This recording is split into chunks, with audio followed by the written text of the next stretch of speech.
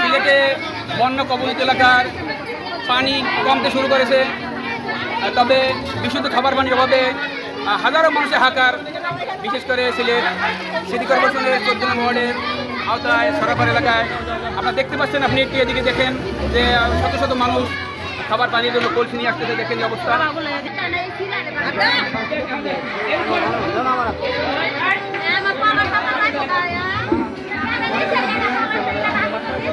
আমরা আশা করি সংগঠন বা একটি ব্যক্তি একটি গোষ্ঠীর পক্ষে সব কিছু কন্ট্রোল করা সম্ভব নয়।